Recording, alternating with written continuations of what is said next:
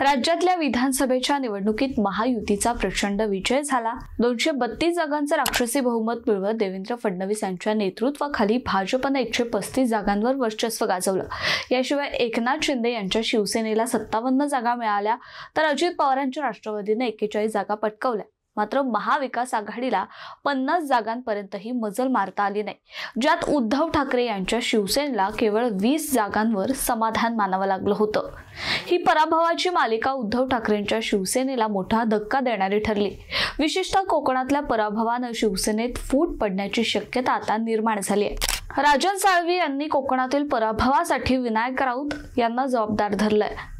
त्यांचं म्हणणं आहे की विनायक राऊत यांनी आपल्या जबाबदाऱ्या व्यवस्थित पार पाडल्या नाहीत। राजन साळवींच्या आरोपांवर उद्धव ठाकरे चांगलेच संतापले। त्यांनी साळवींना थेट विचारलं की तुमचं म्हणणं बरोबर मानलं तरी आता काय करायचं? विनायक राऊतांना पक्षातून काढून टाकायचं का की जिल्हा प्रमुखांना हटवायचं? तुम्हीच सांगा। मात्र सूत्रांच्या माहितीनुसार साळवींनी या सगळ्यावर शांत उत्तर दिले।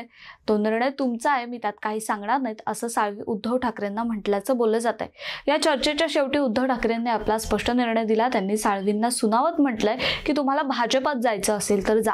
या शब्दांनी ठाकरेंच्या मनातील राग उघड झाला असल्याचंही बोललं जात आहे। या चर्चेमुळे शिवसेनेतील अंतर्गत संघर्ष अधिक तीव्र होण्याची शक्यता आहे। राजन साळवी भाजपात जाणार का की पक्षात राहून पुढील लढाई लढणार हे पाहणं देखील तितकंच महत्त्वाचं ठरेल। मात्र कोकणातील पराभवानंतर उद्धव ठाकरेंच्या नेतृत्वाला मोठं आव्हान निर्माण झालंय। शिवसेनेतल्या या वादातून पक्ष पुढे कसा सावरतो हे पाहणं देखील तितकंच महत्त्वाचं ठरणार आहे। उद्धव ठाकरे यांनी या प्रसंगातून शिकून पक्षाचं नेतृत्व अधिक मजबूत करायची गरज आहे, तर दुसरीकडे साळवी यांच्यासारख्या नेत्यांचा निर्णय भविष्यात शिवसेनेचं स्थान ठरवू शकतो। मात्र शिवसेनेतल्या या घडामोडींवर तुमचं मत काय? राजन साळवी भाजपात जातील का? उद्धव ठाकरेंनी पक्षासाठी कोणता पुढचा मोठा निर्णय घ्यायला हवा? तुमच्या प्रतिक्रिया आम्हाला कमेंट्समध्ये नक्की कळवा। हा व्हिडिओ आवडल्यास लाईक, शेअर आणि सबस्क्राईब करायला विसरू नका आणि अशाच महत्त्वाच्या अपडेट्ससाठी आमच्या YouTube चॅनललाही सबस्क्राईब करायला विसरू नका।